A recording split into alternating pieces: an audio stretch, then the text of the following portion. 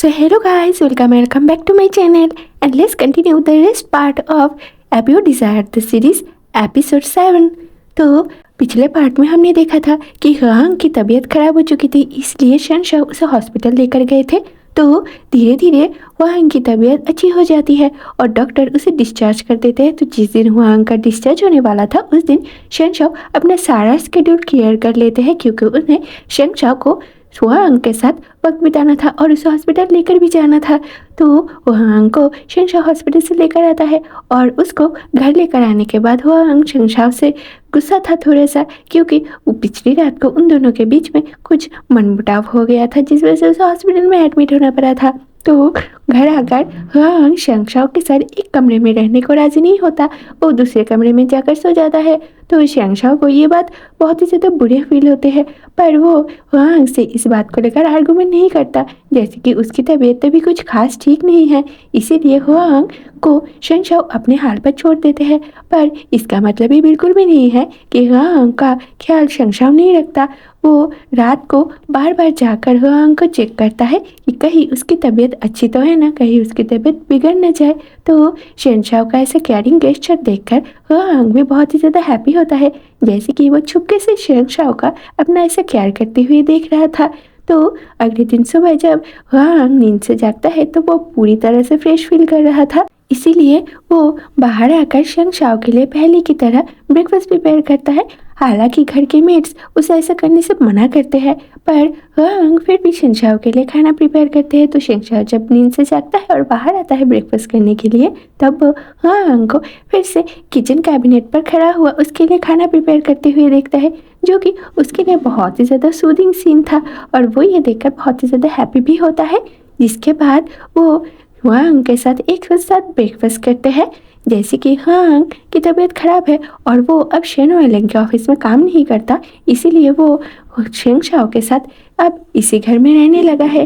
तो शनशाओ ह्वांग के फॉरहेड पर एक किस करता है और उससे कहता है कि तुम रेस्ट करो, मुझे थोड़ा सा काम है तो मुझे ऑफिस जाना होगा। तो शनशाओ की ये बात सुनकर ह्वांग कहता है ठीक है, तुम ऑफिस चले जाओ, मुझे कोई प्रॉब्लम नहीं है, मैं घर पे ठीक से रह लूँगा। तो शनशाओ कहता है ठीक है, तुम मेरे लिए बिल्कुल भी वरीड मत होना और अपने लिए भी, मैं जल्दी से जल्दी अपना काम फिनिश करके वापस आने की कोशिश करूँगा। तो शनशाओ की ये बात सुनकर ह्वांग उसे एक प्यार से स्माइल गिफ्ट करता है, जिसके बाद शनशाओ अपने काम के लिए निकल जाता है और ह्वांग घर में बैठकर किताबें पढ़ने लगता है, जो कि उसका फेवरेट काम है। तो शनशाओ जब ऑफिस में आता है तो उसे बहुत सारे कामों से टैकल करना पड़ता है, इसीलिए वो अच्छे से खाना खाने का भी टाइम नहीं मिलता उसे दोपहर का। तो ह्वांग से फ़ोन करता है ये पूछने के लिए क्या वो लंच कर चुका है। तो ह्वांग की बात सुनकर शनशाओ प्यार से स्माइल करता है, उससे कहता है कि मैं भूल गया था। तो ह्वांग उसको डांटता है, तो शनशाओ कहता है ठीक है, मैं अभी लंच कर लूँगा, तुम फिक्र मत करो। इसके बाद वो लंच कर लेता है और फिर से वो जब रात होता है तो वो घर वापस आ जाता है और वो ह्वांग के साथ वक्त बिताता है। शनशाओ को अब ह्वांग के साथ वक्त बिताना बहुत ही ज़्यादा अच्छा लग रहा है और वो दोनों एक कपल की तरह ही रहने लगे हैं। हालांकि उन दोनों में फिजिकल इंटीमेसी नहीं है, पर जो है वो एक प्यारा सा बॉन्डिंग है दोनों के बीच में, जिसको ना तो ह्वांग और ना ही शनशाओ डिनाई कर पाते हैं। ह्वांग तो वैसे भी डिनाई नहीं कर पाता और शनशाओ भी अभी ह्वांग के साथ जो उसका कनेक्शन बॉन्डिंग हो चुका है उसको डिनाई बिल्कुल भी नहीं कर पाता, उल्टा उसे ये बॉन्डिंग बहुत ही ज़्यादा अच्छा लगता है। तो शायद यहाँ पर हम एक सीन यहाँ पर ये देखते हैं कि शनशाओ ह्वांग को बाहर खाना खिलाने के लिए लेकर गया था, जहाँ पर शेन वेनलिंग भी आया हुआ था और उसके साथ गाओतू भी आया हुआ था।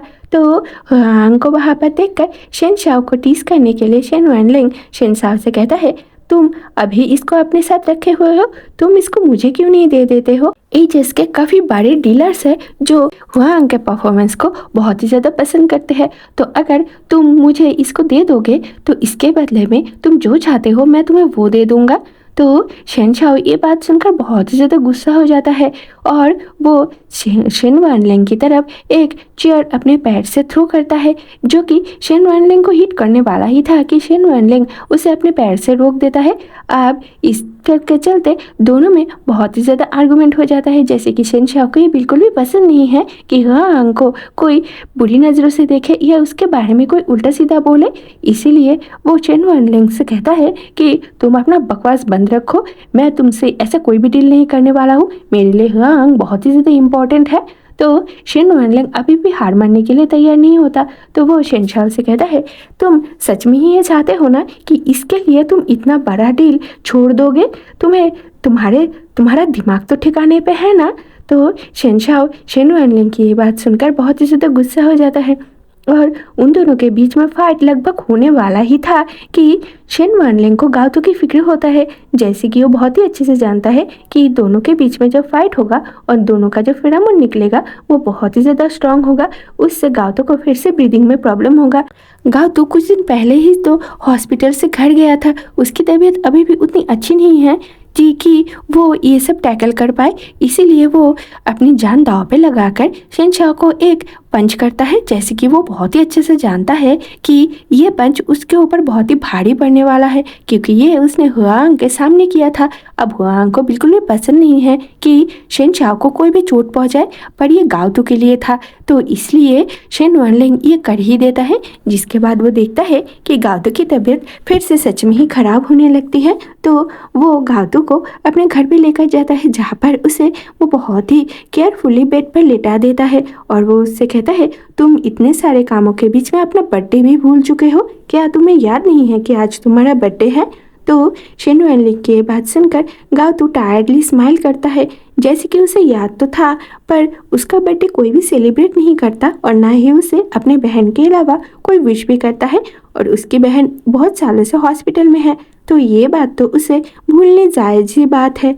तो वो टायर्डली स्माइल करके बस शेन वनलिंग की तरफ देखने लगता है। तो शेन वनलिंग उससे कहता है, स्टूपिड बॉय, तुम ऐसा क्यों हो?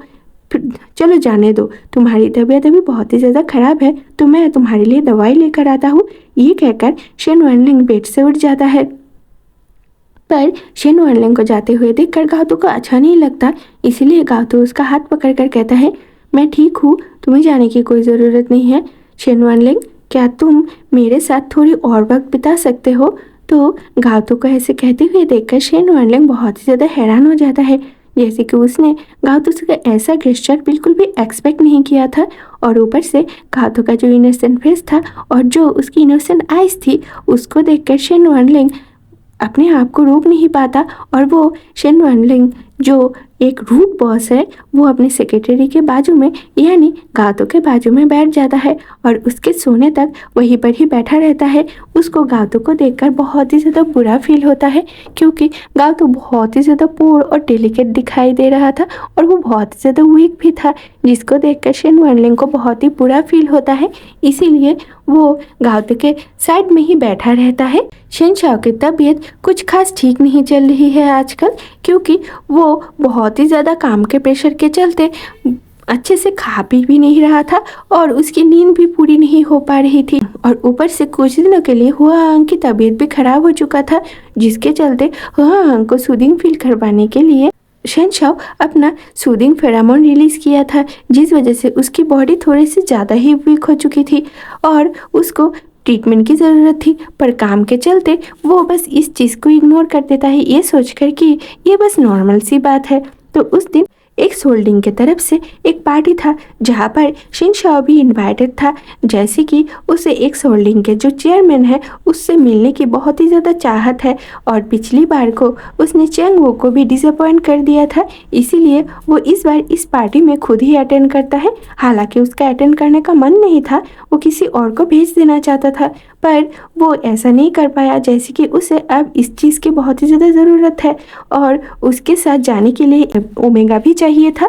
पर जैसे कि वो हुआंग को ऐसी सारी पार्टीज में लेकर नहीं जा सकता था, इसीलिए वो मजबूरन किसी और ओमेगा को लेकर जाता है, जो कि शेनशाओ से बहुत ही अच्छे से बिहेव करती है और अच्छे से वाकिफ़ भी है, और शेनशाओ को पता है कि ये ओमेगा बहुत ही अच्छे से गेस्ट को टैकल भी कर पाती है।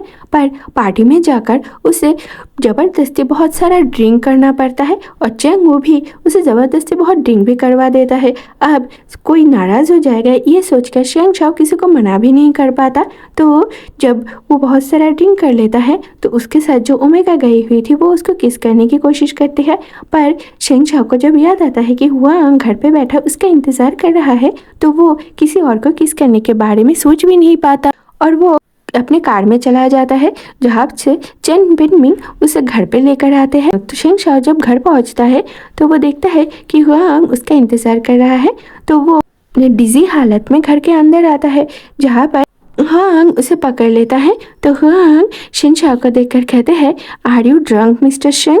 तो मिस्टर सिंह उससे कहते हैं, हुआंग तुम अभी तक सोए नहीं हो, रात बहुत हो चुका है, तुम क्यों नहीं सोए?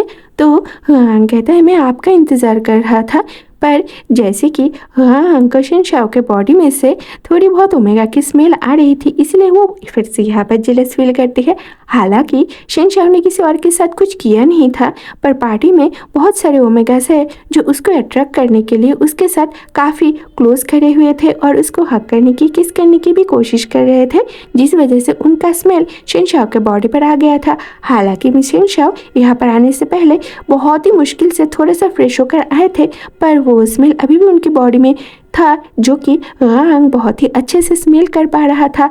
तो हुआंग शेंगशाओ को बेड पर लेकर जाता है और उसे बेड पर सुला देता है, जिसके बाद वो शेंगशाओ के बहुत करीब आकर उसको स्मेल करता है और उसको स्मेल करने के बाद शेंगशाओ से हुआंग कहता है कि फिर से आपके बॉडी में से किसी और का स्मेल आ रहा है, मुझे ये बिल्कुल भी पसंद नहीं है, आप तो जानते हो ना।